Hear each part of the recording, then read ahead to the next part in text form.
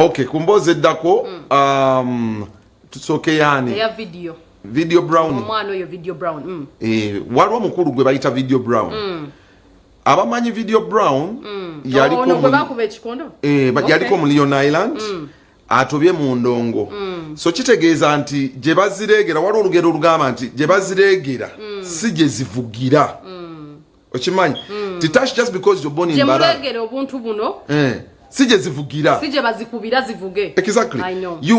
me am maybe nazali bwambale nacho kitegeza nti riziki yange eri mbali riziki yange izo be eri mu Kampala yacho bana ndi wanomba fufu gaza now video brown why I'm playing this story because it's inspiring yali ku upcoming ebintu biganye mu roba kamiliyoni bamukubye ebikone abamala emyaka n'emyaka ngobera ne basita nenga gwe bya bamukubye ebikone akoze backup artist now Rema was in Turkey Rema yali Turkey upcoming kono omwana ono guy etake bwoba tomuyise video brown you don't fill up a place okay abana betake bamwagala nnyo no this is what I'm telling you it's what inspired me actually bankubye mwana video brown eno nga wamanyi nete mumwogera ke Uganda ne mwamba video brown ya etuina ne distant future ya Sweden na yetu gena mule actually exactly now what on we baita distant future ali Sweden so we need to really follow up kuba reggae music yes yaliko ne ku festival in Sweden a very big one actually we need to bring them so guy nanga mana ochimanyi video brown yabadene he had a concert eyajuza ne okusinga Rema chebalina that is on the weekend so he told the people in Sweden in Turkey era njagala nchimanyi balaba serebu wa mwewuno ngenda mulaga and I want to tell people je baziregera sije zikolachi sije zivugira Uganda bwebeganye nga waliwo you go where Ugandans are now all over the world. Something else can work for you in a different place. So this is what happens. Video yali mulio ni namuraba nga mpale zinywera miguwa. But now in Turkey he's big. N'abazungu bamwagala as you're gonna see. So yeah, he has. I'm gonna be following up this guy by the way. Abanatake bampeza message and this is your guy Kamubawi. Those